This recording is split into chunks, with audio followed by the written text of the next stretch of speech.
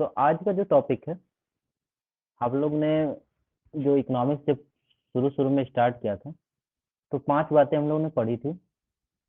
Production, consumption, exchange and distribution and public finance. ठीक, इन सब बातों को हम लोग ने पढ़ा था। ठीक है, तो प्रोडक्शन, कंजप्शन, डिस्ट्रीब्यूशन और एक्सचेंज जो है हमारा, ये हमारा माइक्रो इकोनॉमिक्स का पार्ट है। Means micro economics.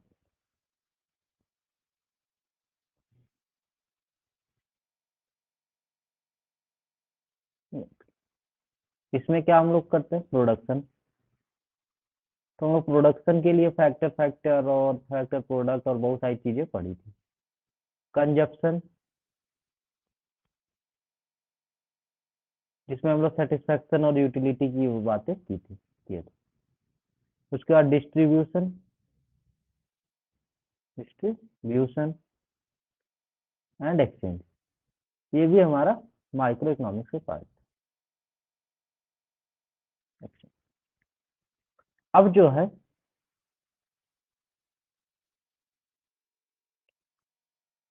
जो आज का टॉपिक है वो हमारा है macro economics. Macro,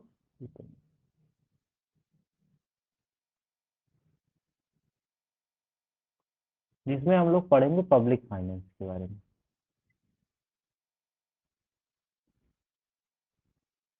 public finance का मतलब कि जो बहुत ही ज्यादा पॉपुलेशन के लिए गवर्न की जाए, ऐसी इकोनॉमिक्स को हम लोग मैक्रो इकोनॉमिक्स कहते हैं, जो कि सब पे अप्लीकेबल हो। ज्यादातर ये नेशनल लेवल पे है, इंटरनेशनल लेवल पे है, ये सारी चीजें होती हैं। ठीक, तो इसमें जो सबसे पहला जो चीज होता है, इसमें हमें फाइनेंस की बात करनी होगी एक नेशन की। तो सबसे पहला चीज होती है माइक्रो इकोनॉमिक्स में कि नेशनल इनकम। हालांकि टर्म माइक्रो इकोनॉमिक्स किसने दिया था? माइक्रो और मैक्रो इकोनॉमिक्स टर्म किसने दिया था? हम्म, किसने दिया था? Adam Smith. Adam Smith. मैंने सबसे पहले ही बताया था कि ये जो माइक्रो इकोनॉमिक्स और मैक्रो इकोनॉमिक्स जो पहली लेक्चर से स्टार्ट किया था, तो उसमें हमने ये बातें जरूर कही थी कि माइक्रो इकोनॉमिक्स और मैक्रो इकोनॉमिक्स क्या होती है।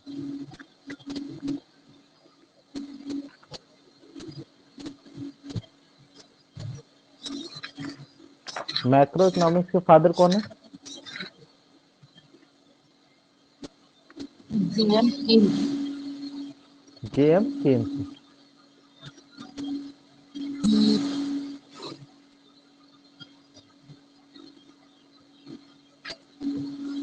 ये हमारे जेएम केन्स जो है हमारे मैक्रो इकोनॉमिक्स के फादर होते हैं। ठीक है, और ये जरूर जाके नोट्स पलटना और देख के बताना कि जो माइक्रो इकोनॉमिक टर्म और मैक्रो इकोनॉमिक टर्म है, ये किसने दिया था। ठीक है, हाँ, रैगनार फिश्च ने दिया था। सबसे पहले हमने यही बताया था, माइक्रो और मैक्रो इकोनॉमिक टर्म जो है, ये टर्म किसने दिया था? रैगनार फिश्च।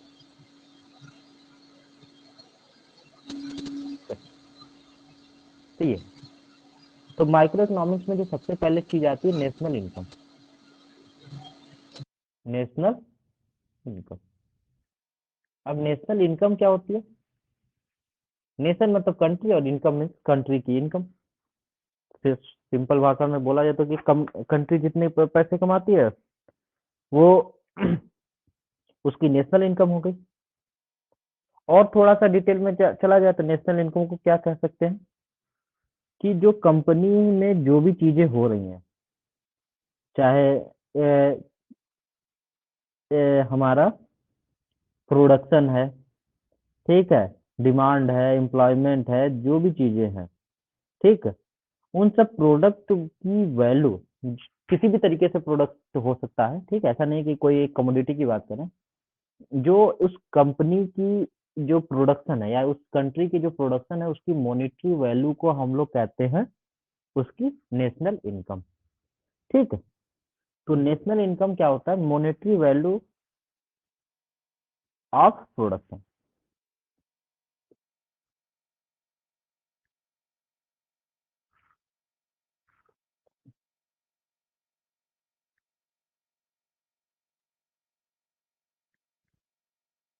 मतलब एक कंट्री के अंदर जो भी चीज प्रोड्यूस हो रही है उसकी मॉनेटरी वैल्यू जो होती है उस कंट्री की नेशनल इनकम होती है।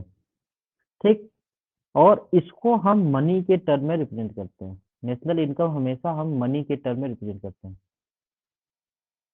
Money term. अब इसको क्या है, इसको मेजर करने के अलग अलग तरीके हैं।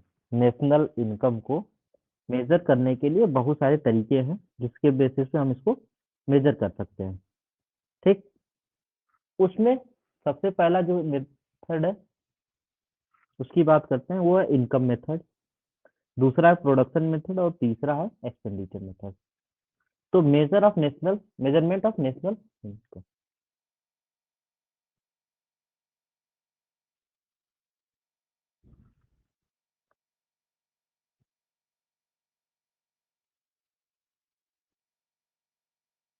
मेजरमेंट ऑफ नेशनल इनकम की बात करें तो सबसे पहले जो इसमें आता है, ये आता है तीन तरीके: इनकम, प्रोडक्शन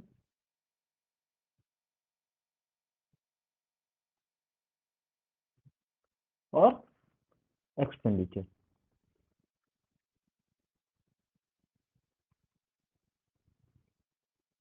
मतलब अगर हमको किसी कंट्री की नेशनल इनकम को मेजर करना है, ठीक है, तो इनकम मेथड से कर सकते हैं, प्रोडक्शन मेथड से कर सकते हैं, एक्सपेंडिचर मेथड से कर सकते हैं।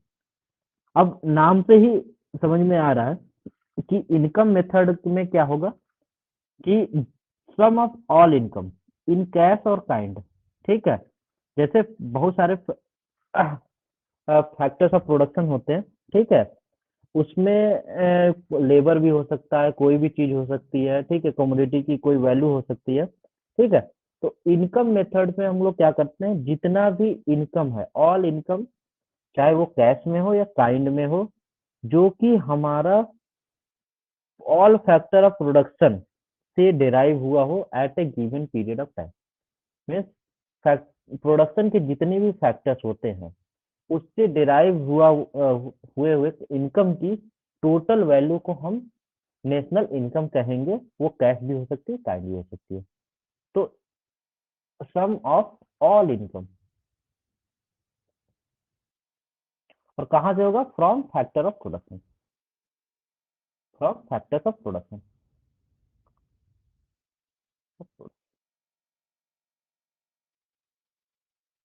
ठीक, यह कैश भी हो सकता है और काइंड में भी हो सकता है।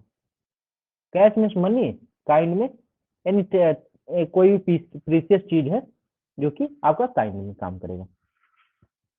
प्रोडक्शन की बात करें, प्रोडक्शन मेथड में हम लोग क्या करते हैं, इनकम ना काउंट करके हम लोग क्या करते हैं, वैल्यू ऑफ ऑल आउटपुट, जो भी आउटपुट एक गिवन ईयर में, हाँ गिवन टाइम में, हमेशा याद रखना टाइम फिक्स रहेगा, मतलब at a particular time, at given time.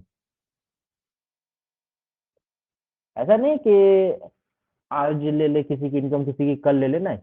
अगर आज की बात कर रहे हैं तो पूरी जो भी ऑल फैक्टर्स ऑफ प्रोडक्शन है सबकी इनकम को आज ही हमको काउंट करना होगा। आज की डेट में सबकी इनकम कितनी है, इससे हमें पूरी नेशनल इनकम की बात कर सकते हैं। जैसे अगर मान के चलो कि हाइपोथेटिकल केस की आज बोला जाए कि देश में जितने लोग हैं सब अपना पैसा निकाल के रख दो, किसी को देना है, तो वो जितना भी पैसा है या जो भी प्रीशियस चीज है, कैश है, काइंड है, ये सारी जो वैल्यू होगी ये सब हमारा नेशनल इनकम के अंदर आएगा। अब प्रोडक्शन में क्या होता है, प्रोडक्शन में sum of value of all output, मतलब इसके आउटपुट की बात करते हैं, sum of value of output. मतलब आप कोई प्रोडक्शन कर रहे हो, कोई भी कमोडिटी बना रहे हो, ठीक है, और मीन्स उन सारे आउटपुट की वैल्यू का जो सम होता है उससे हम नेशनल इनकम डराइव करते हैं। ये गुड्स भी हो सकता है, आउटपुट आउटपुट आपका सर्विस में भी हो सकता है। ऐसा नहीं कि आउटपुट मतलब एक कमोडिटी ही गुड है, नहीं, आउटपुट में भी गुड और सर्विसेज, मतलब सर्विस भी हो सकती है, गुड भी हो सकती है, ठीक है। और यह मतलब बहुत सारे डिफरेंट सेक्टर से हो सकता है, ऐसा नहीं है कि केवल एक ही सेक्टर से है। तो डिफरेंट सेक्टर से जो भी प्रोडक्शन हमको मिलता है उसकी वैल्यू का सम करेंगे तो हमको नेशनल इनकम मिल सकता है। और तीसरा जो है एक्सपेंडिचर मेथड, इसमें क्या होता है कि कंज्यूमर एक्सपेंडिचर, गवर्नमेंट एक्सपेंडिचर और नेट एक्सपेंडिचर, मतलब हम कितना खर्च कर रहे हैं किसी चीज के ऊपर, ठीक है, उन सब का सम जो होता है उससे हम नेशनल इनकम निकाल सकते हैं। Means sum of consumer expenditure, expenditure चाहे गवर्नमेंट एक्सपेंडिचर हो, ठीक है, कंज्यूमर है उसका एक्सपेंडिचर चाहे गवर्नमेंट का एक्सपेंडिचर है, या किसी कैपिटल में आपने एक्सपेंडिचर किया है, मतलब कैपिटल गुड्स में आपने एक्सपेंडिचर किया, expenditure on goods, expenditure on capital और गुड्स, मतलब जहां जहां आपने पैसे खर्च किए हैं उन सब चीजों को अगर हम सम कर दें तो उससे भी हम नेशनल इनकम निकाल सकते हैं। तो ये कुछ 3 मेथड है जिसमें कि हम नेशनल इनकम को मेजर कर सकते हैं, ठीक। अब देखते हैं कॉन्सेप्ट ऑफ नेशनल इनकम को ज्यादा बेहतर तरीके से समझने के लिए हम बहुत सारे टर्मिनोलॉजी पढ़ेंगे, ठीक है। ये तो मेजरमेंट की बात थी, ठीक है। दूसरा जो इसमें इंपॉर्टेंट पॉइंट आता है, concept of national income. Concept of national income, national income के कॉन्सेप्ट क्या है? तो नेशनल इनकम का कॉन्सेप्ट को समझने के लिए हमको इसके वेरियस कंपोनेंट समझने होंगे। मतलब नेशनल इनकम ऐसा नहीं कि एक ही दिन बन गया, नेशनल इनकम बहुत सारे कंपोनेंट से मिलकर बनता है। जैसा इसको पहला कंपोनेंट है जीडीपी, जीएनपी, ठीक है, तमाम तरीके की कंपोनेंट है, उसको हम लोग पढ़ते हैं, ठीक है। पहले लिख लेते हैं फिर वन बाय वन पढ़ेंगे। पहला इसका कंपोनेंट क्या है, ठीक, GDP, GDP full form gross domestic product,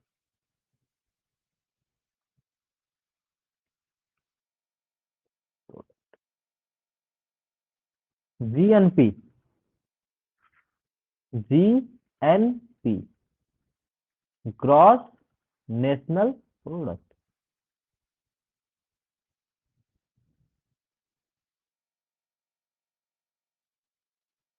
ठीक। उसके बाद है NNP, NNP net national product,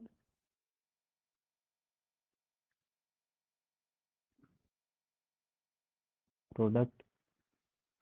इसके बाद आता है जी,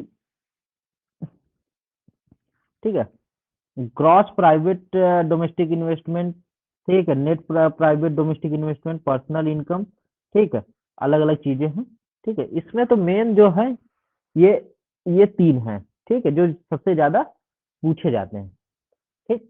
इसके अलावा इसके लिख लेते हैं, जब बात ही कर रहे हैं तो सब चीजों को बात करते हैं, ठीक है।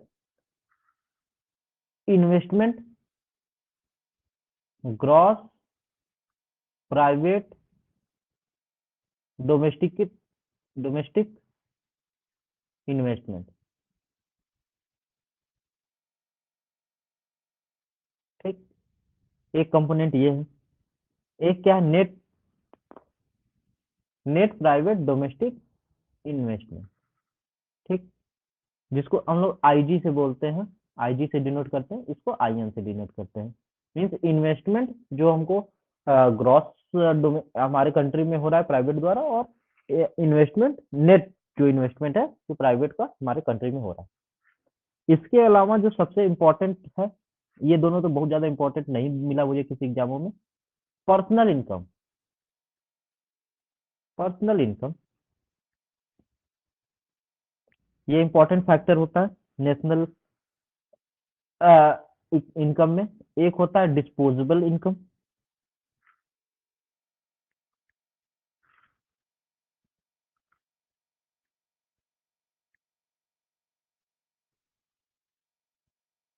एक हमारा होता है per capita income,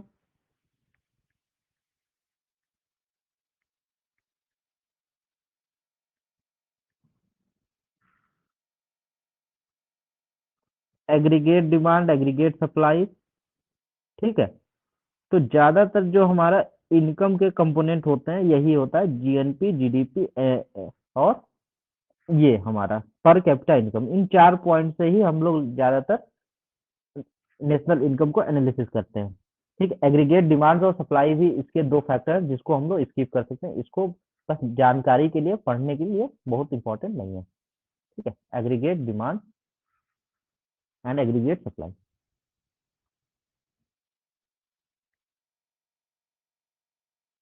demand and aggregate,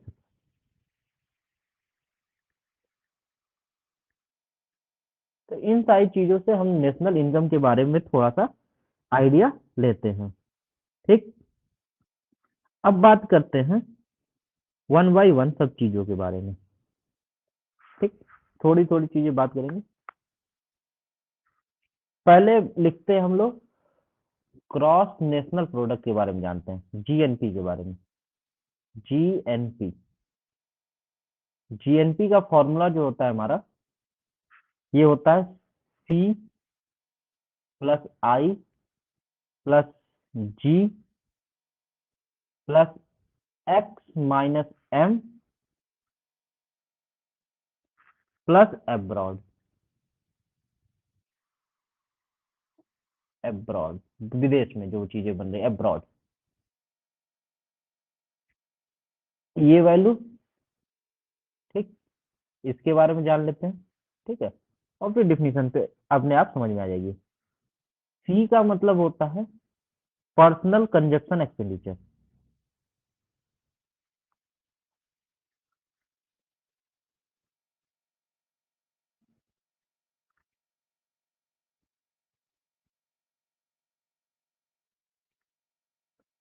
आई का मतलब होता है ग्रॉस, मतलब जिसको हम लोगों ने बोला था ग्रॉस डोमेस्टिक प्राइवेट इन्वेस्टमेंट, वो है हमारा ग्रॉस प्राइवेट डोमेस्टिक इन्वेस्टमेंट, जिसको हम आईजी से रिप्रेजेंट करते हैं। जी का मतलब होता है government expenditure on goods and service.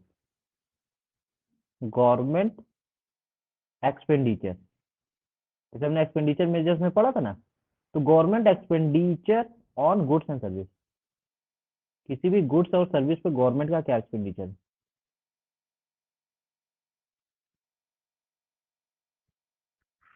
उसके बाद एक्स माइनस एम जो है, ये हमको बताता है net foreign investment, net foreign investment.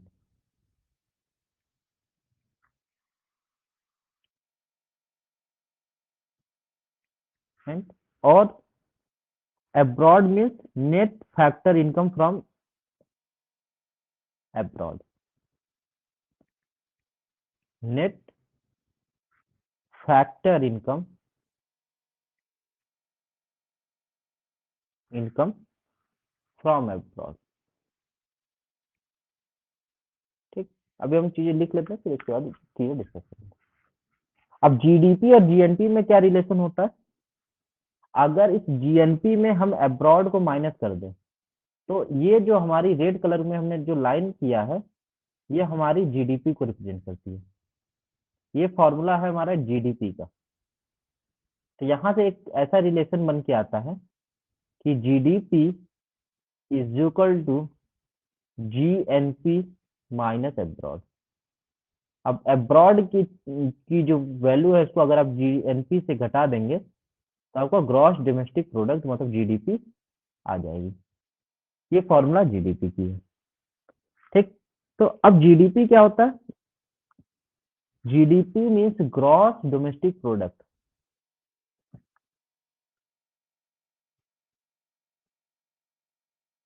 Gross means होता है टोटल, डोमेस्टिक मतलब हमारी कंट्री में, खुद की कंट्री के, आवर कंट्री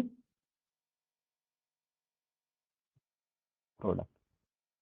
मतलब इसको इस तरीके से कहेंगे हमारे देश में जितना भी प्रोडक्ट बन रहा है वह सब हमारे जीडीपी में काउंट होगा। मीन्स हमारी कंट्री में कोई भी रिसोर्स या कोई भी फाइनल प्रोडक्ट जिस जो भी बन रहा है उसकी मॉनेटरी या मनी वैल्यू, ठीक है, हम जीडीपी में काउंट करते हैं, इर्रेस्पेक्टिव ऑफ कि वो कंट्री इंडिया की है या विदेश की है। ओनरशिप से मतलब नहीं है, हमें ये पता होना चाहिए कि कोई भी मेरा ये देश है और इस देश में अगर कोई भी चीज बन रही है, ठीक है,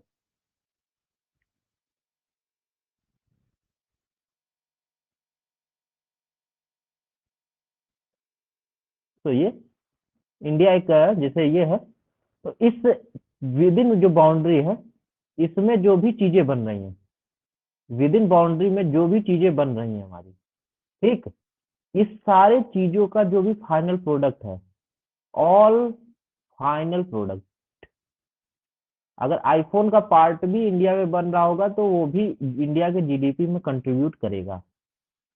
मीन्स जो भी इस बाउंड्री के अंदर प्रोडक्ट बन रहा है उसकी मनी वैल्यू को हम जीडीपी में काउंट करते हैं, उसकी मनी वैल्यू को हम जीडीपी में काउंट करते हैं इररिस्पेक्टिव ऑफ ओनरशिप। समझ में आया? इतनी बात समझ में आई? जैसे कोई एग्जाम्पल। एग्जाम्पल में हमने बता दिया ना कि जो भी चीज बन रही, कोई भी क्या स्टील का बन रहा है, कॉपी बन रही है, पेन बन रही है, एक मोबाइल फोन बन रहा है, ठीक है, कोई भी आर्टिकल जो भी चीजें बन रही है देश भर में, ठीक, उसमें सारी चीजें, मतलब वो चाहे फॉरेन डायरेक्ट इन्वेस्टमेंट के थ्रू एफडीआई, मतलब फॉरेन कंट्री आके हमारे देश में अपना प्लांट अगर सेटअप करके भी अगर वही कोई प्रोडक्शन कर रही है, ठीक, मतलब इंडिया और पाकिस्तान के बॉर्डर पे अगर मान के चलो एक फैक्ट्री है, मान के चलो ये एक फैक्ट्री, दो फैक्ट्री है एक ही कंपनी की, एक ये है एक बी है, ए और बी, ठीक, बाउंड्री पे ही है, लेकिन जीडीपी में हम ए को काउंट करेंगे बी को काउंट नहीं करेंगे क्योंकि वो विद इन जो कंट्री है के प्रोडक्शन में नहीं आता। तो जो जीडीपी होता है वो हम उस वैल्यू, उसकी मनी वैल्यू होती है जो कि फाइनल प्रोडक्ट हमारी कंट्री में बन रहा है, मीन्स विद इन कंट्री जो प्रोडक्शन हो रहा है, ठीक है, उसको हम जीडीपी में काउंट करते हैं विद इन कंट्री। अब जीएनपी की बात करते हैं। सर मतलब अगर चाइना वाले हमारे यहाँ आके कुछ इन्वेस्टमेंट कर रहे हैं तो हाँ, वो जीडीपी में ही आएगा। वो जीडीपी कोई में ही फॉरेन आएगा। कंट्रीज अगर हमारे यहाँ आके सोच रहे हैं कोई फैक्ट्रीज बना दे तो वो सब जीडीपी में आएगा। हाँ हाँ, उसको ही तो कह रहे हैं कि प्राइवेट जो हमारा इन्वेस्टमेंट आ रहा है या नेट फॉरेन इन्वेस्टमेंट ही तो हमने बोला है। ये जो नेट फॉरेन इन्वेस्टमेंट, ये तीन चीज, जो चार चीजें हैं, ये तो जीडीपी का पार्ट ही तो है, तो जीडीपी से हम अलग थोड़ी ना कर सकते हैं, ठीक। अब जीएनपी में बात करते हैं, gross national product. Gross national product, इसके कहने का मतलब कि जो भी प्रोडक्ट इंडिया का है वो इसमें काउंट होगा। मीन्स ऐसा नहीं है कि केवल इंडिया में लोग आके काम करते हैं ना, इंडिया का भी तो कुछ फॉरेन में, हाँ, एक चीज इसमें जानने वाली बात है, अगर इंडिया की कोई कंपनी है, जैसे टाटा है, टाटा ने इधर मान के चले कि नॉर्थ ईस्ट एशिया में कोई इन्वेस्टमेंट किया या कोई प्लांट सेटअप किया, ठीक, वहां पे ये चीजें इन्होंने मतलब कोई भी प्लांट इन्होंने सेटअप किया, तो ये जो टाटा का ही है, हम सब जानते हैं टाटा इंडिया का है, तो ऐसा नहीं है कि ये हमारे जीडीपी में काउंट हो जाएगा ना, ये भी हमारे जीडीपी में काउंट नहीं होगा क्योंकि हमारे कंट्री के बाउंड्री के प्रेमिसेस में नहीं आता है ये। इस और इसको लेकिन हम इससे भी हम इनकम अर्न करते हैं, इसीलिए हमारे पास कॉन्सेप्ट आया जीएनपी। जीएनपी का मतलब होता है ग्रॉस नेशनल प्रोडक्ट। मीन्स ये चीज तो है ही, हमारे बाउंड्री पे जो चीजें प्रोडक्शन हो रही है उसको भी हम अपने इनकम में काउंट करेंगे, साथ ही साथ हमारा जो, हमारे इंटरप्रेन्योर्स या मतलब हमारे जो बिजनेसमैन है, इंडस्ट्रियलिस्ट हैं, जो कि विदेश में भी इन्वेस्टमेंट कर रखा है, ठीक है, उसको भी हम इसमें ऐड करेंगे। ठीक है, समझ में आई?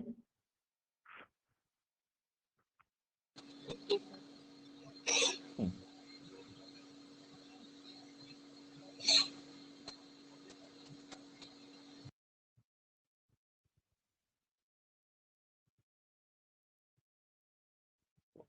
तो मतलब अगर कोई फॉरेनर हमारे कंट्री में काम कर रहा है तो वो जीडीपी में हम्म, कंट्रीब्यूट करेगा, और अगर हम लोग जाके बाहर काम कर रहे हैं तो वो जीएनपी में।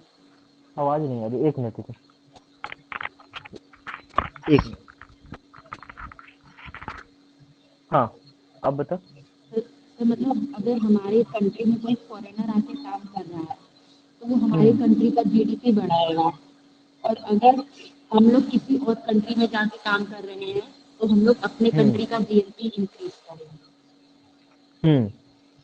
मतलब हम अपनी जो है, ठीक है, वो कंपनी की जो है जीडीपी को, आप जो भी विद इन प्रीमिसेस हो रही है वो आपका जो है वो जीडीपी में काउंट होगा, और जो बाहर में है वो जीडीपी में काउंट नहीं होगा। एक मिनट के लिए।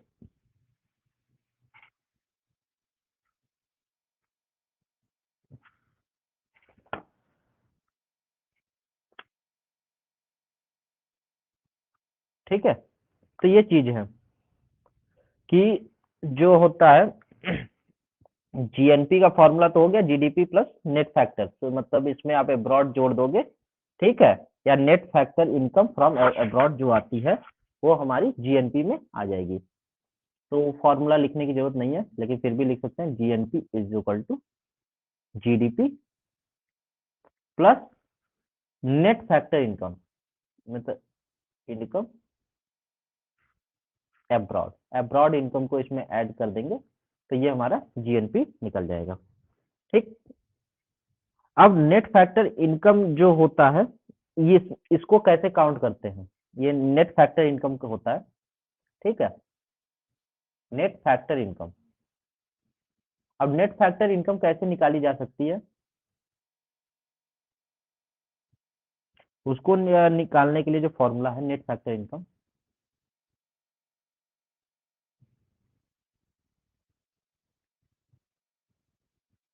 ठीक, means factor income received by Indian national from abroad, मतलब कोई भी इंडियन सिटीजन जो कि फॉरेन में इनकम कर रहा है, means Indian national from abroad, means income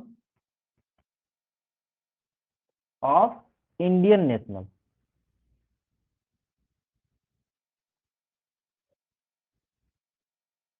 from abroad, means जो हमारे कंट्री के लोग जो बाहर जाके इनकम ऐड कर रहे हैं, जैसे अगर मान के चलो कि सुंदर पिचाई है, ठीक है, इंडियन है, तो उनका नेटिव सिटीजन है, वो बाहर जाके इनकम कर रहा है, या कोई भी आदमी होता है हाई पैकेज पे फॉरेन चला जाता है, ठीक है, बेसिकली वो सिटीजन कहाँ का है? इंडिया का है, लेकिन इनकम उसकी दूसरी कंट्री में हो रही है, तो उस इनकम को हम इंक्लूड करेंगे, minus minus factor income paid to the foreign nationalist, means ऐसा भी हो सकता है हमारे देश में भी विदेश से कोई लोग आए, ठीक है, तो income paid, income paid to foreign nationalist,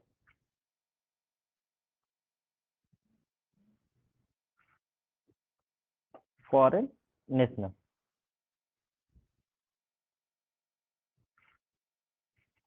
working in India, जो इंडिया में काम कर रहे हैं,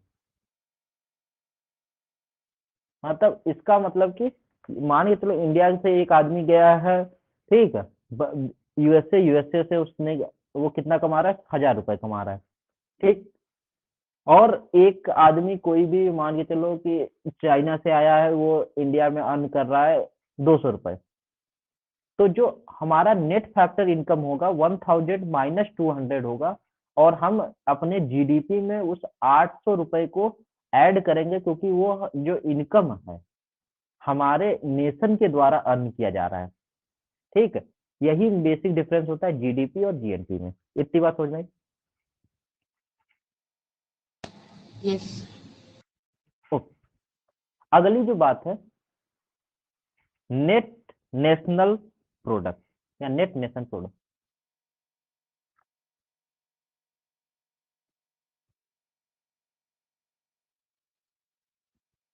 प्रोडक्ट, अब नेट नेशनल प्रोडक्ट क्या होता है?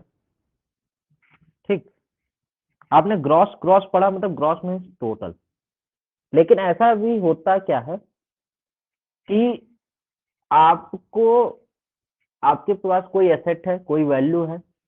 ऐसा नहीं है कि आज के आपके पास अगर एक गाड़ी है तो उसकी कीमत आज 1 लाख है तो कल भी 1 लाख होगी, परसों भी 1 लाख होगी।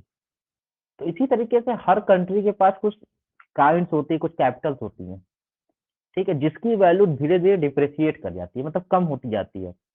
तो net national product means NNP का अगर हमको कोई फॉर्मूला पूछेगा तो NNP is equal to GNP, GNP जो हमने ग्रॉस नेशनल प्रोडक्ट किया माइनस डिप्रिसिएशन।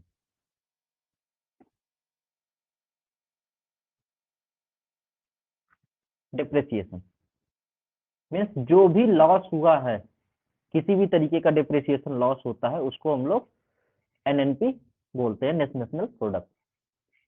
इसके अलावा क्या है, एक क्या होता है, एनएनपी का फॉर्मूला होता है net national product GNP minus direct tax plus subsidy, minus direct tax plus subsidy. अब इसको बताऊंगा मैं।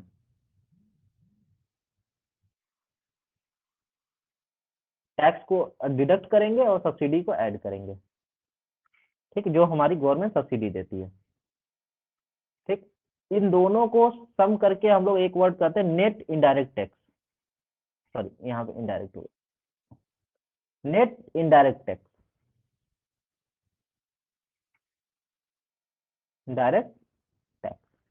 जो नेट इनडायरेक्ट टैक्स होती है, ठीक है, यही हमारा एनएनपी है, यही हमारा एनएनपी है। ठीक है, अब दो फॉर्मूले हैं, दो को अलग अलग लिखा गया है, और इसी से एक दो एमसीक्यू क्वेश्चन पिछले सालों में इकोनॉमिक्स में आता है। एक होता है हमारा national income eight market price, ये बीएचयू का क्वेश्चन था, एट मार्केट प्राइस।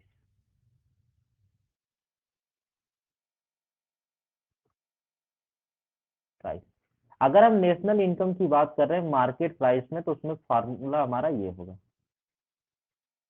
ठीक, और अगर हम बात करते हैं एट फैक्टर कॉस्ट, अगर फैक्टर के कॉस्ट के लिए हम फॉर्मूला पूछते हैं नेट नेशनल प्रोडक्ट की वैल्यू क्या होगी, तब हमको ये फॉर्मूला निकालना होगा, इनडायरेक्ट टैक्स प्लस सब्सिडी को घटाना होगा।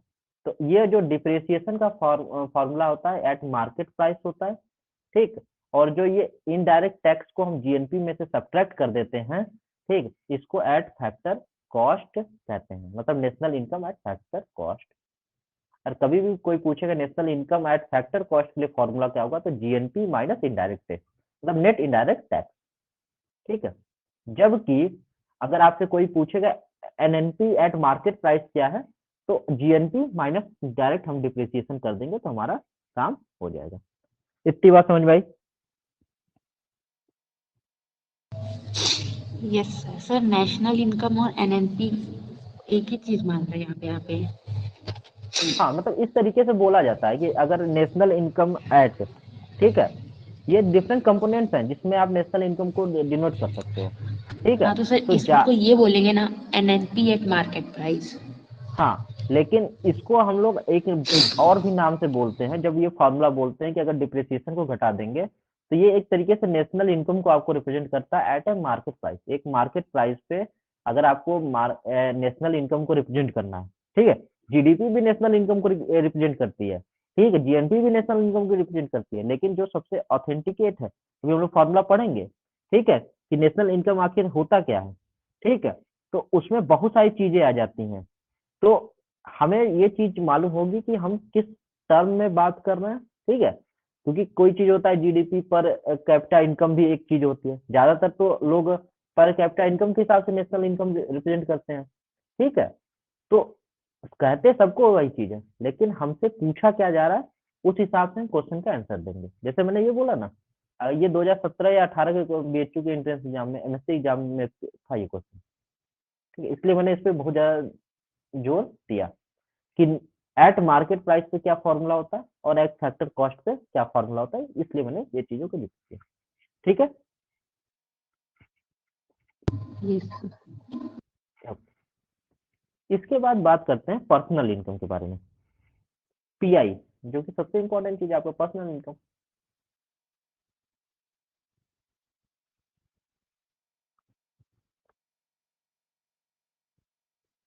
इनकम, पर्सनल इनकम क्या होता है? एक्चुअली में जो भी चीज आपके पास है, means sum of all income जो कि आपके पास है, आपके घर में है, एक साल में ड्यूरिंग अ ईयर, मतलब एक गिवन ईयर में आपके पास जो भी चीजें आपने, आपकी इनकम है या कोई भी चीज आपने एक्चुअली रिसीव की है, ठीक है, चाहे किसी इंडिविजुअल से चाहे किसी भी तरीके से, ठीक है, वो आपकी पर्सनल इनकम में आती है। Personal income means sum of all income.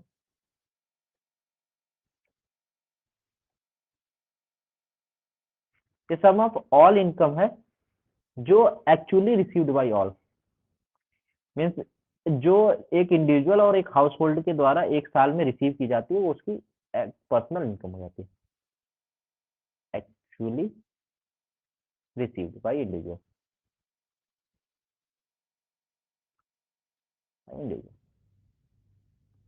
ये इंडिविजुअल लिख दिया तो यहाँ पे क्या होगा, एक इंडिविजुअल की इनकम, और एक हाउस होल्ड लिख दिया तो मतलब एक घर का खर्च। मतलब अगर घर में कमाने वाले 5-6 लोग हैं तो 5-6 लोगों के हाउस होल्ड इनकम जो हो गई, वो उन सबकी, मतलब उस हाउस होल्ड की पर्सनल इनकम हो गई, ठीक है। कहीं पेंशन आ रही है, कहीं सैलरी आ रही है, कहीं स्कॉलरशिप आ रही है, तमाम तरह की चीजें जो हैं आप एक्चुअली रिसीव करते हो, वो सब आपके पर्सनल इनकम में आता है, ठीक। सर अगर सोना चांदी खरीद रहे हैं तो वो भी चीज बताते हैं अभी, ठीक है। जैसे पर्सनल इनकम का अगर हमको फॉर्मूला निकालना है कि एक पर्सनल इनकम क्या होता है, ठीक है, तो पर्सनल इनकम के लिए जो फॉर्मूला है,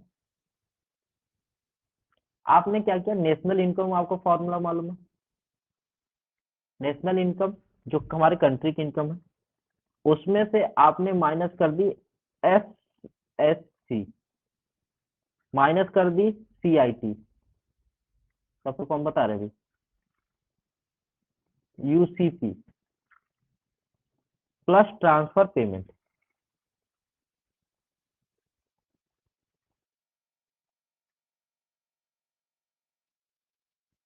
ठीक है। ये चीजें होती हैं आपके पर्सनल इनकम निकालने के लिए फॉर्मूला होता है, ठीक। अब इसमें क्या है, एनआई हमारा क्या है, नेशनल इनकम है,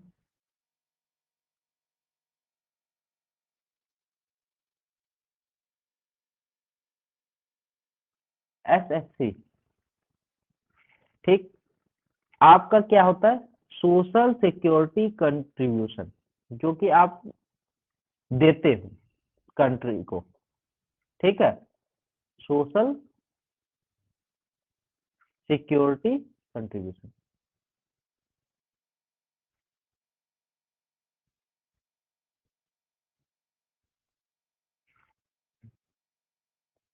ठीक। उसके बाद होता है CIT, corporate income tax, CIT, corporate income tax, UCP होता है आपका undistributed corporate profit,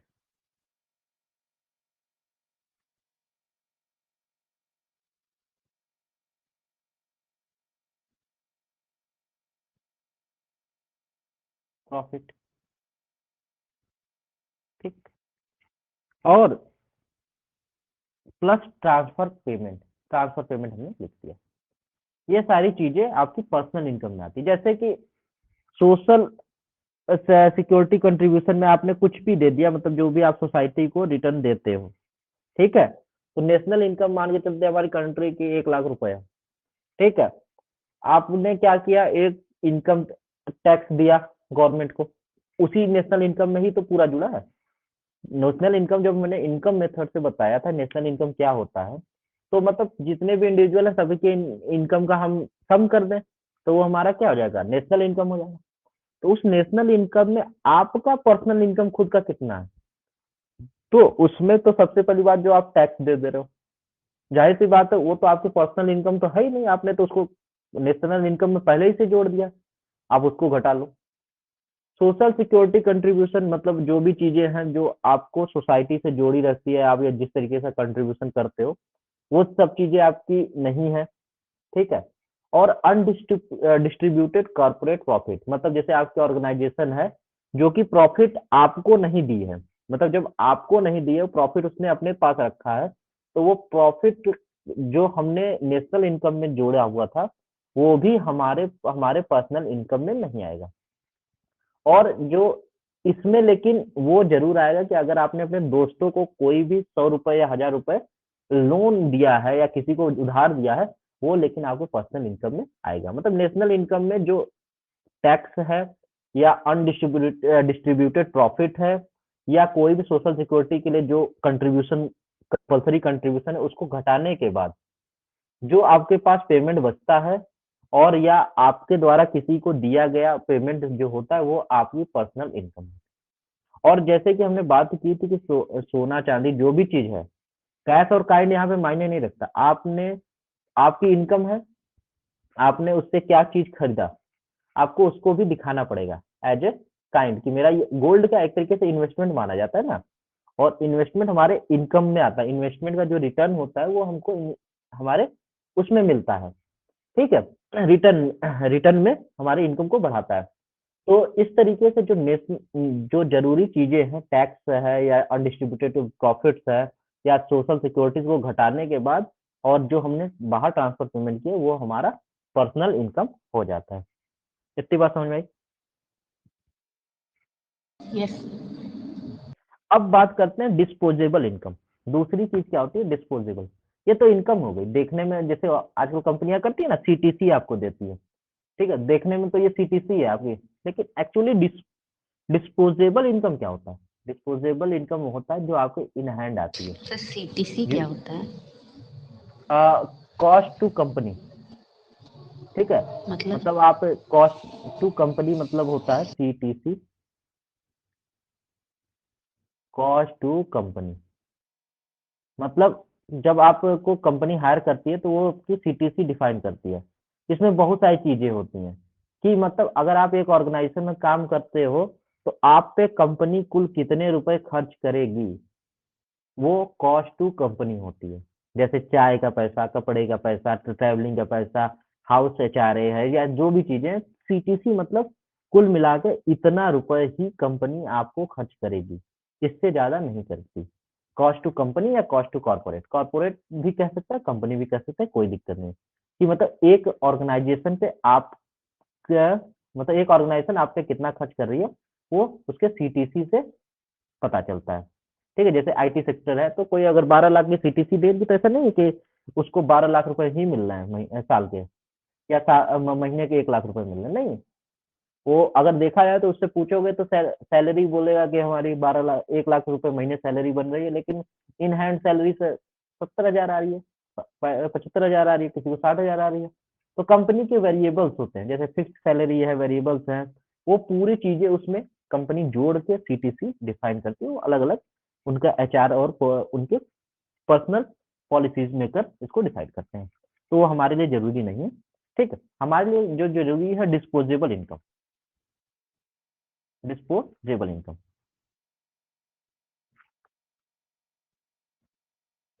disposable income का कहने का मतलब होता है जो हम डिस्पोज कर सके, मतलब अगर हमको जरूरत है तो हम तुरंत खर्च कर सके। ऐसा ना हो कि हम कहें कि भाई हम कमा तो इतना रहे हैं लेकिन मेरे पास है नहीं।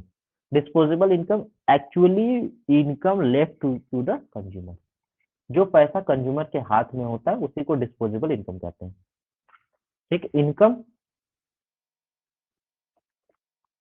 which is actually left with consumer.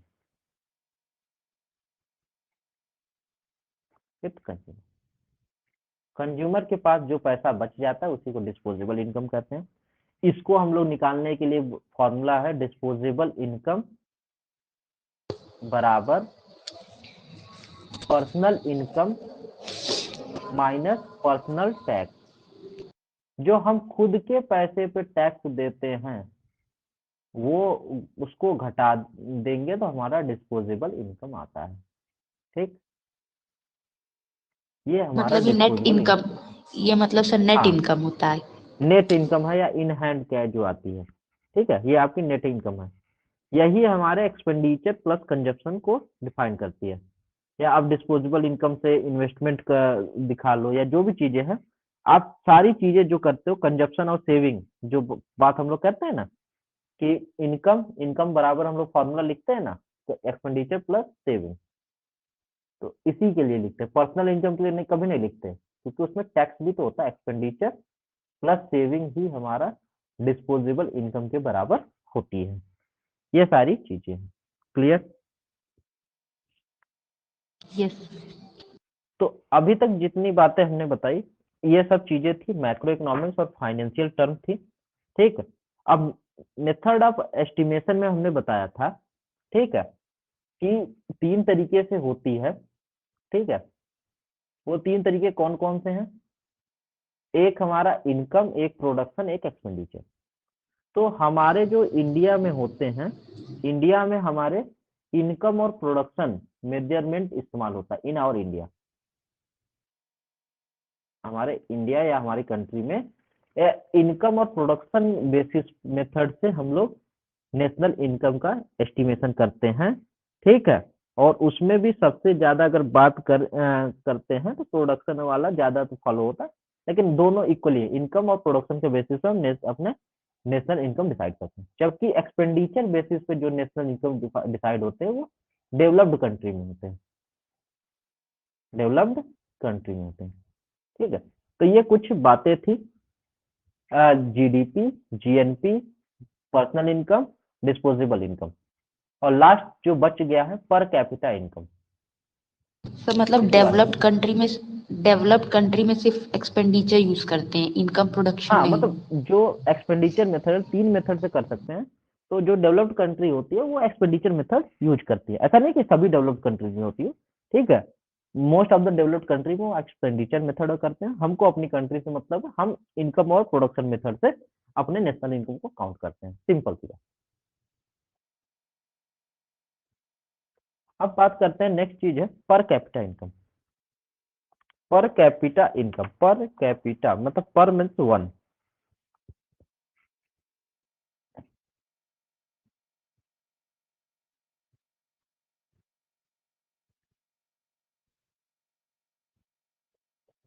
Per capita income कैसे निकाली जा सकती है?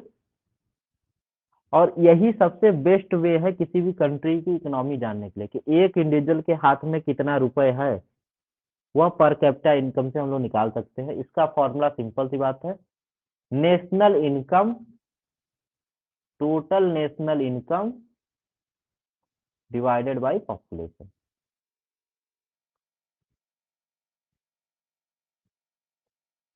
Population of country. आप किसी भी कंट्री की टोटल नेशनल इनकम को उसके पॉपुलेशन से डिवाइड कर दीजिए, आपको पर कैपिटा इनकम निकल आएगा। और यही सबसे बेस्ट वे है, ठीक है, आपको किसी भी कंट्री की इकोनॉमिक कंडीशन जज करने के लिए, मीन्स हेल्प टू जज the economic condition of the country, condition of country.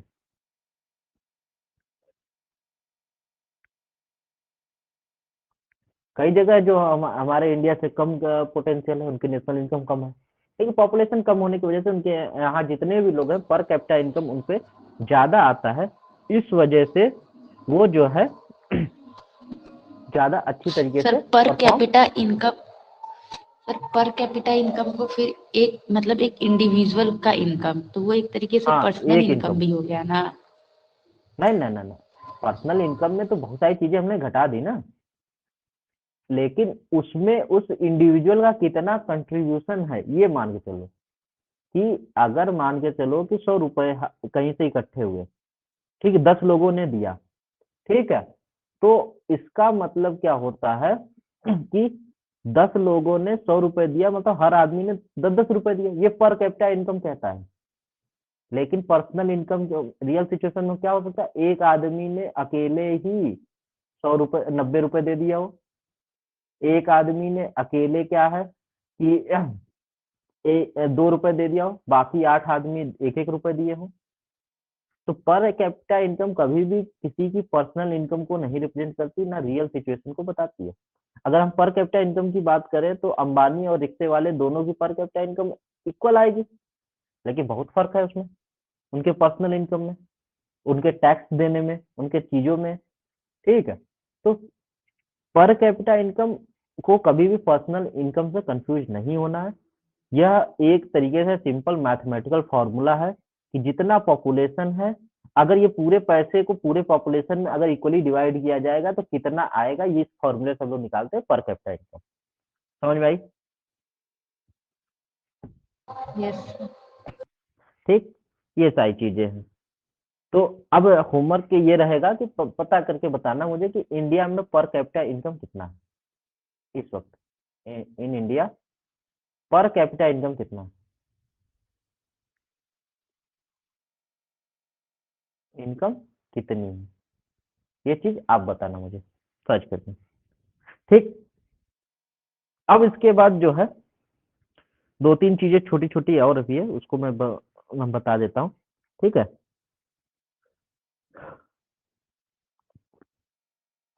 उसके बाद ये सब चीजें नहीं बता रहा हूँ, सेक्टर ऑफ मतलब primary sector, secondary sector, tertiary sector, ये सारी चीजें पता होनी चाहिए कि प्राइमरी सेक्टर में एग्रीकल्चर आता है, सेकेंडरी सेक्टर में मैन्युफैक्चरिंग इंडस्ट्री आती है, और टर्सरी सेक्टर में सारी सर्विस सेक्टर आ जाती है, ठीक है। तो ये सारी तमाम डिफरेंट सेक्टर्स की डिफरेंट कंट्रीब्यूशन है।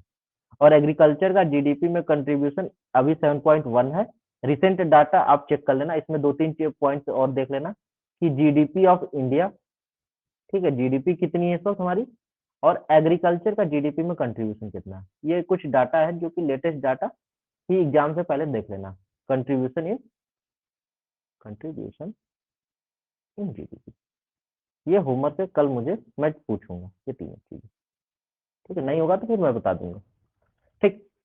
इसके बाद एक चीज और हो जाती है कि आखिर ये सारी चीजें इतनी कैलकुलेशन करता कौन होगा, ठीक है। नेशनल इनकम कौन कैलकुलेट करता है, ठीक। तो नेशनल इनकम को कैलकुलेट करने का काम करती है CSO. National income is calculated by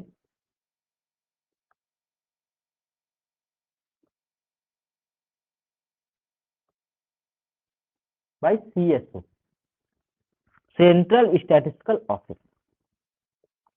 CSO stand for central statistical office.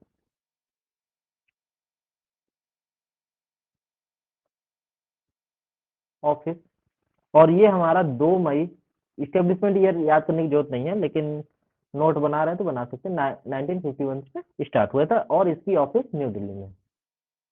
तो ज्यादातर बड़ी चीजें या बड़े स्ट्रक्चर जो बने, ठीक है, वो दिल्ली में ही बने क्योंकि कैपिटल है। इसके बाद अगर स्मॉल लेवल पे अगर हमको नेशनल इनकम कैलकुलेट करना है, ठीक है, तो उसमें थोड़ी बहुत हेल्प कर देता है ये तो नेशन की हो गई। इसी तरीके से एक बॉडी है एनएसएसओ, ठीक है, इसका फुल फॉर्म है नेशनल सैंपल सर्वे ऑफिस। तो ये स्मॉल जो भी लेवल पे कोई भी काम करना होता है तो ये करते हैं सर्वे का काम, नेशनल स्मॉल सर्वे ऑफिस,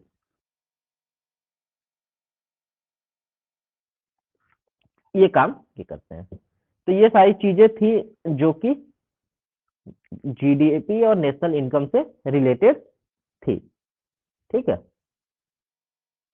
अब इसमें ये नहीं, जीडीपी में इतनी चीजें याद रखना कि जो अगर हम कोई भी ब्रोकरेज चार्ज करते हैं या कोई कमीशन एजेंट हमसे कोई एक्स्ट्रा फीस लेता है, वो भी हमारे देश में जीडीपी में काउंट होता है। लेकिन अगर आप कोई ब्लैक मार्केट करते हो या कोई ऐसी चीजें करते हो जो कि इलीगल प्रैक्टिस नहीं है, ठीक है, वो हमारे जीडीपी में मतलब इंक्लूड नहीं होता। मतलब लीगल तरीके से जो भी चीजें या ब्रोकरेज चार्ज की जाती है या एजेंट की कमीशन, एजेंट की फीस होती है, उसको भी हम जीडीपी में कंट्रीब्यूट करते हैं। तो ये सारी चीजें थी हमारे नेशनल इनकम के बारे में। इतनी बात क्लियर है? यस। अब नेक्स्ट आ जाते हैं मनी। इसी की कहानी छोटी सी टॉपिक है, इसके बाद ये खत्म हो जाएगा। ठीक, तो मनी क्या है? मनी की अगर कोई डिफिनीशन बोलेगा तो मीडियम ऑफ एक्सचेंज है। Money is medium of exchange.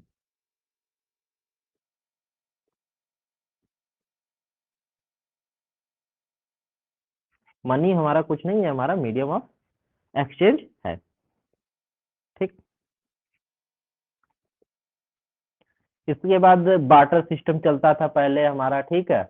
उसके बाद कमोडिटी को हम लोग देते थे, फिर मेटेलिक मनी आया, फिर पेपर मनी आया, फिर बैंक मनी आया। ये सारी चीजें आउटडेटेड क्वेश्चन हो गए, कभी कोई पूछता नहीं है, लेकिन कहानी के रूप में जानते रहो। ठीक है, कि मनी की शुरुआत पहले जो स्टार्ट हुई थी बार्टर सिस्टम से हुई थी। ठीक है, वो सब मनी का कॉन्सेप्ट नहीं था, लेकिन बार्टर सिस्टम में क्या होता था, हम गुड्स फॉर गुड, मतलब आप मुझे एक चीज दो, मैं आपको कोई चीज दूंगा। बार्टर सिस्टम में गुड फॉर गुड का हम लोग यूज करते थे। ये हमारे लिए मनी है। मनी कुछ भी हो सकता है, जो भी मीडियम ऑफ एक्सचेंज हो। फिर वो धीरे धीरे पेपर में आया, फिर अभी बैंक करेंसी के रूप में काम करता है। ठीक है। तो मनी को हम लोग अगर देखा जाए तो दो तरीके से हम लोग क्लासिफाई करते हैं। एक क्या होता है, स्टैंडर्ड मनी, एक होता है टोकन मनी। ठीक, यही दो चीजें, छोटी मोटी चीजें हैं जो जानने की जरूरत है। एक होता है स्टैंडर्ड मनी,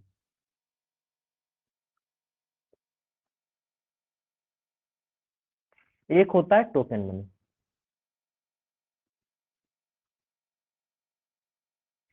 अब स्टैंडर्ड मनी का मतलब होता है कि इसकी फेस वैल्यू होगी। ठीक, स्टैंडर्ड मनी की फेस वैल्यू होगी। ठीक, और इसका ये मतलब नहीं होता कि किस चीजों से बनी हुई है। ठीक है, अगर कागज की बनी है, उस पे गांधी जी का चेहरा है, उस पे 1,000 रुपए मतलब 2,000 रुपए लिखा हुआ है, गुलाबी कलर की है, ठीक है, आरबीआई का स्टैंप है, गवर्नर का साइन है, मतलब अगर ये सारी चीजें हैं तो उसको हम 1,000 रुपए या 2,000 रुपए बोलेंगे। मतलब ये स्टैंडर्ड मनी की डिफिनीशन हो जाती है कि किसी भी चीज से बनी हो, किसी भी चीज से बनी हो। हिंदी में लिख देते हैं, किसी भी चीज की हो,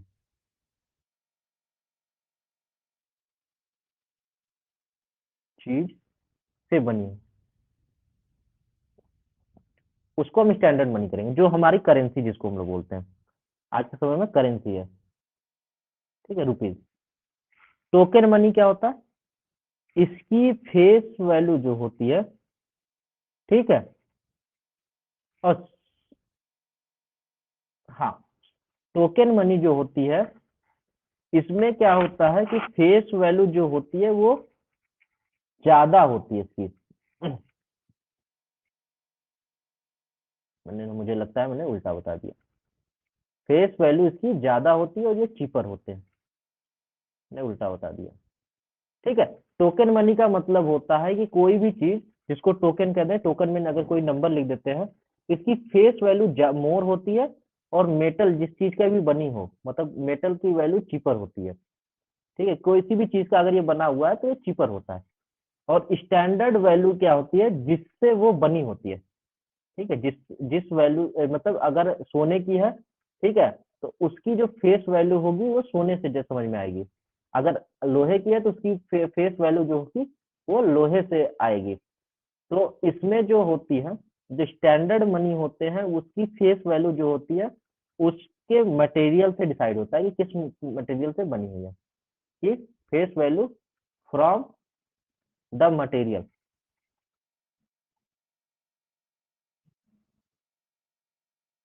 फ्रॉम द मटेरियल, जिस मटेरियल से वो बनी हुई है, ठीक, वो उसके लिए हम ये चीज करते हैं। ठीक है, कि किस मटेरियल से ये बना हुआ है। मतलब अगर गोल्ड का बना है तो इसकी वैल्यू अधिक होगी, अगर मतलब आयरन का है तो कम होगी, ब्रॉन्ज का होगा तो उससे थोड़ी सी ज्यादा होगी। तो स्टैंडर्ड मनी मतलब जिस मटेरियल से बनी है वही उसकी फेस वैल्यू होती है।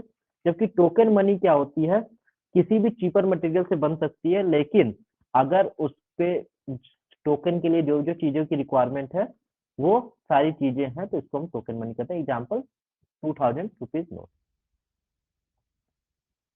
समझ में आया? सर मतलब जो सिक्के होंगे सोने चांदी के वो सब इसमें है, और सर स्टैंडर्ड जो मनी में। मतलब हाँ। हाँ, और सर जो नोट्स होते हैं वो टोकन है। हाँ, नोट जो होता है वो टोकन होता है। ठीक है। और सर और सर मतलब फिर जितने भी सिक्के हैं जो वो सब स्टैंडर्ड। हाँ, वो उसी से इस सब सिक्के जो हैं, गोल्ड कॉइन है चाहे सिल्वर कॉइन है, वो स्टैंडर्ड मनी होती है। जैसे दिवाली पे हम लोग गोल्ड सिक्के खरीदते कॉपर। हैं। हाँ। हाँ, तो वो उस पर और डिपेंड करता है नोट्स कि किस मतलब कमोडिटी से बनी हुई है। ठीक है, उससे उसकी वैल्यू होती है। मतलब अगर सब पेपर से बना हो तो टोकन मनी। हाँ, पेपर से बना है तो टोकन। टोकन मतलब क्या है, कोई भी कागज हो गया, टोकन हो गया वो हमारा। ठीक है। हम्म, तो अब ये चीजें हो गई हमारी पब्लिक फाइनेंस से रिलेटेड। ठीक। इसके अलावा जो है एक इम्पोर्टेंट जो टॉपिक आता है वो आता है हमारा इन्फ्लेशन। ठीक है। इसके क्लासिफिकेशन से एक दो क्वेश्चंस आए हुए हैं। ठीक है, थोड़ा बहुत देख लेना। ठीक। इससे पहले एक दो पॉइंट्स लिखेंगे बुलेट पॉइंट में। पब्लिक रिवेन्यू, पब्लिक रिवेन्यू और इन्फ्लेशन पढ़ाकर फिर मैं ये चीजें खत्म कर दूंगा। बहुत डीप में जाने का कोई मतलब नहीं, क्योंकि माइक्रो इकोनॉमिक्स एग्जाम में ज्यादा इंपॉर्टेंट है, मैक्रो इकोनॉमिक्स लोग कम प्रेफर करते हैं यहाँ से क्वेश्चन पूछना। सर एक चीज पूछना था। हाँ। सर मतलब जैसे मान लीजिए इंडिया है, तो वहां पे सबकी हाँ। पर्सनल इनकम अलग अलग होगी, हाँ। लेकिन जो पर कैपिटा इनकम है वो एक सारी एक मतलब कंट्री लेवल पे देखा जाता है। इंडिया की पर कैपिटा इनकम कुछ और होगी, इंग्लैंड की कुछ हाँ। और, इस तरीके से ना। हाँ, इसका इस तरीके से। अच्छा। हम्म। अब बात करते हैं कि मनी का फंक्शन तो जानते हो, मीडियम ऑफ एक्सचेंज है, अकाउंट है, स्टैंडर्ड है, ठीक है, स्टोर वैल्यू, ट्रांसफरेबल, कोई भी चीज ये क्वालिटी होती है।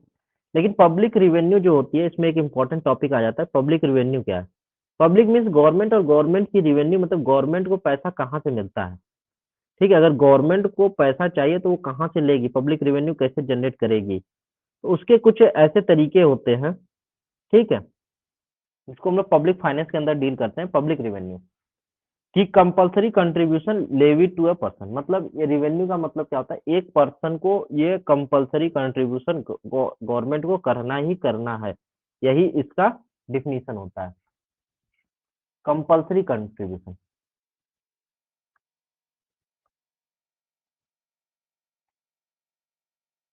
कंट्रीब्यूशन लेवी टू पर्सन, मतलब एक पर्सन को देना ही देना है ये कंट्रीब्यूशन। ठीक, इसको पब्लिक रिवेन्यू कहते हैं। अब ये कंट्रीब्यूशन वो किस तरीके से दे सकता है, बस वही नाम लिख लेते हैं थोड़ा सा। एक तो क्या है, टैक्स रिवेन्यू जिसको हम लोग कहते हैं, टैक्स के फॉर्म में कंट्रीब्यूशन देगा। ठीक है, टैक्स में हमारा हो जाता है डायरेक्ट टैक्स और indirect tax. Direct tax and indirect tax.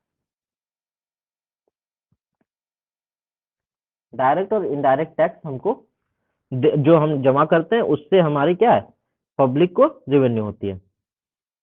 ठीक।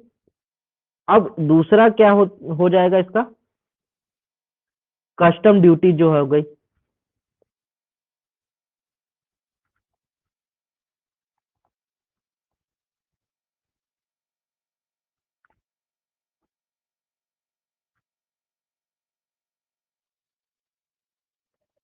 जो कस्टम ड्यूटी जो कस्टम डिपार्टमेंट होती है उसके द्वारा जो इनकम की जाती है रेवेन्यू, ये इनडायरेक्ट टैक्स इसी में दे दो। जो टैक्स रेवेन्यू है वो डायरेक्ट टैक्स में ही दे करो, इसको पब्लिक रेवेन्यू को ऐसे खोल दो मत, करो ऐसे में इंक्लूड करो। वो 3 पॉइंट में ही पड़ते हैं। टैक्स रेवेन्यू जो एक डायरेक्ट टैक्स है, एक दूसरा तरीका क्या है, एक इनडायरेक्ट टैक्स हो गया, ठीक, एक कस्टम ड्यूटी से हमको पैसे मिल जाएंगे, ये हमारे सब टैक्स रिवेन्यू हो गए। ठीक, अब नॉन टैक्स रिवेन्यू क्या होते हैं हमारे, कि बिना टैक्स के कैसे रिवेन्यू लेंगे हम। ठीक, इसमें जैसे हम फीस ले रहे हैं, लाइसेंस फीस ले रहे हैं, फाइन ले रहे हैं, किसी को प्राइस दे रहे हैं, गिफ्ट दे रहे हैं, ग्रांट दे रहे हैं, ठीक है, ये सारी चीजें जो होती हैं ये हमारा नॉन टैक्स रिवेन्यू होता है, जैसे कि जिससे गवर्नमेंट इनकम लेती है। जैसे कि आप फीस ले रहे हैं, आप एजुकेशन कर रहे हो, उसमें आपकी फीस हो गई, ठीक है, आपने कोई लाइसेंस बनवा रहे हो, लाइसेंस फीस हो गई, ठीक है, आप का कोई भी फाइन या चालान कट रहे हैं, उससे गवर्नमेंट की इनकम आ रही है, ठीक है, कोई प्राइस है, ठीक है, जो एक इंडिविजुअल द्वारा पे की जाती है, ठीक है, कोई गिफ्ट है, कोई ग्रांट है, इसके थ्रू गवर्नमेंट क्या करती है, अपना रिवेन्यू जनरेट करती है। तो ये सब तरीके हैं जिससे कि क्या है कि गवर्नमेंट अपनी इनकम को जनरेट करती है। तो टैक्स मतलब डायरेक्ट टैक्स और एक इनडायरेक्ट टैक्स, कस्टम ड्यूटी मतलब जो कि डायरेक्टली हम टैक्स के फॉर्म में कंट्री मतलब एक सिटीजन से वसूलते हैं। ठीक, ये हो गया। जबकि नॉन टैक्स रिवेन्यू मतलब जो टैक्स में नहीं आती लेकिन हम उसको इसमें इंक्लूड करते हैं। इसमें सबसे ज्यादा इंपॉर्टेंट यही एक क्वेश्चन बनता है, जीएसटी जो गुड्स एंड सर्विस टैक्स अभी आई हुई है, वो किस टैक्स में आती है, तो वो हमारा इनडायरेक्ट टैक्स में आता है। यही एकमात्र क्वेश्चन है जो ज्यादातर पूछा जाता है। जीएसटी के अलावा सेल टैक्स है, ठीक है, सेल टैक्स है, ये हमारा इसमें आता है, वेट टैक्स है, एक्साइज ड्यूटी है, ये सब तमाम सारी चीजें जो है इसमें आती हैं। और डायरेक्ट टैक्स में हमारा क्या है, जो हम इनकम टैक्स देते हैं, जो हमारे डायरेक्ट इनकम पे लगता है उसको डायरेक्ट इनकम टैक्स कहते हैं। तो ये दो हमारे क्या है, डायरेक्ट और इनडायरेक्ट टैक्स के एग्जाम्पल है। कस्टम ड्यूटी जो कस्टम डिपार्टमेंट हो, जो कि मूवमेंट पे फाइन करती है या कोई भी चीज लेती है, जैसे आपको कोई कमोडिटी इंपोर्ट करनी है, एक्सपोर्ट करनी है, तो उससे क्या है कि गवर्नमेंट क्या है, टैक्स लेती है, जिसको कस्टम टैक्स और कस्टम ड्यूटीज में इंक्लूड किया जाता है। बाकी नॉन टैक्स रिवेन्यू ये सारी चीजें हो ही गई। ठीक, और बहुत सारे मेथड हैं टैक्सेशन के जो कि मेरी नजर में बहुत इंपॉर्टेंट नहीं है, ठीक है, लेकिन फिर भी अगर कभी जरूरत होगा तो डिस्कशन कर लेंगे, लेकिन ये इतना इंपॉर्टेंट नहीं है। इसके बाद जो सबसे इंपॉर्टेंट टॉपिक मुझे लग रहा है इन्फ्लेशन है। इन्फ्लेशन, इन्फ्लेशन को कहते हैं महंगाई, और सब कोई इससे परेशान है। Inflation means too much money flow too few commodity. अगर मान के चलो कि जब कमोडिटी कम हो और बहुत ज्यादा लोग पैसा देने लगे, उस सिचुएशन को हम इन्फ्लेशन सिचुएशन कहते हैं। मतलब इन्फ्लेशन क्या है कि एक फ्यू कमोडिटी के लिए जब बहुत सारे लोग पैसा देने को तैयार हो जाते हैं, तो उस कंडीशन को हम कहते हैं इन्फ्लेशन।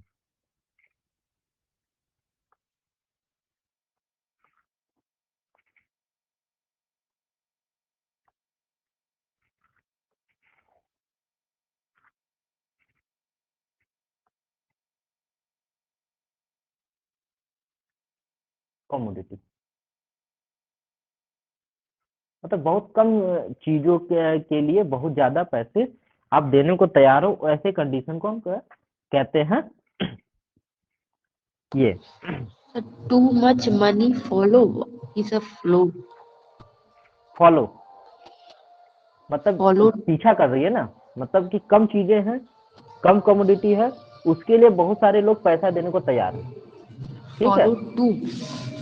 हाँ, टू मच मतलब टू फ्यू मतलब बहुत कम, और बहुत ज्यादा पैसा, आप बहुत कम कमोडिटी के लिए बहुत ज्यादा पैसे देने को तैयार हो, ऐसे कंडीशन को हम महंगाई कहते हैं।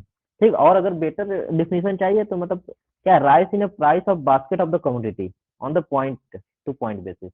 मतलब इन कि आपके पास बहुत सारी कमोडिटी है, उस पे क्या है, प्राइस बढ़ रही है, एक कमोडिटी की प्राइस बढ़ने को हम कहते हैं इन्फ्लेशन।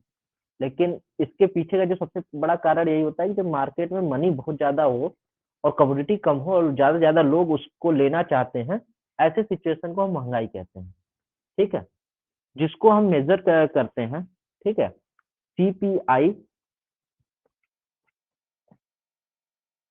मतलब इन्फ्लेशन को मेजर किया कैसे किया जाएगा? Measured by CPI and WPI. ठीक, इसके द्वारा ये चीज मेजर की जाती है, सीपीआई एंड डब्ल्यूपीआई। ठीक, तो सबसे ज्यादा तो इस्तेमाल होने वाला अगर इन्फ्लेशन है, सीपीआई का मतलब होता है कंज्यूमर प्राइस इंडेक्स, और इसका फुल फॉर्म होता है wholesaler price index. Consumer price index,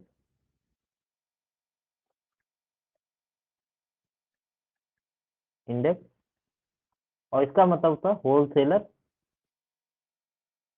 seller price index. इससे इसका हम कैलकुलेशन करते हैं, और इसी को प्रोड्यूसर भी कहते हैं, पीपीआई भी कहीं के लिखा होगा। ठीक है, producer price index, consumer price index.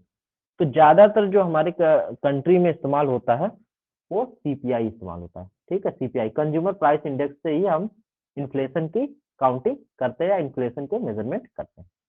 ठीक, एग्जामों में जो सबसे ज्यादा क्वेश्चन पूछता है उसका मतलब क्या होता है, उसमें होता है आपका टाइप और या क्लासिफिकेशन ऑफ इन्फ्लेशन। बस यही इंपॉर्टेंट टॉपिक है इन्फ्लेशन में, कि कितने क्लासिफिकेशन ऑफ इन्फ्लेशन को बताना, या कितने टाइप्स होते हैं क्लासिफिकेशन। क्लासिफिकेशन में जो सबसे पहला आता है क्रीपिंग इन्फ्लेशन। क्रीपिंग इन्फ्लेशन, महंगाई बढ़ रही है धीरे धीरे, क्रीपिंग। दूसरा हो जाएगा इसका वॉकिंग। वॉकिंग या इसको हम लोग कहते हैं ट्रॉटिंग। वॉकिंग या ट्रॉटिंग। इसके अलावा एक होती है हमारी रनिंग इन्फ्लेशन। रनिंग इन्फ्लेशन, ठीक। इसके बाद जो होती है गैलोपिंग या हाइपर इन्फ्लेशन। ये सबसे ज्यादा लगातार मतलब यही पूछता है, गैलोपिंग और हाइपर इन्फ्लेशन।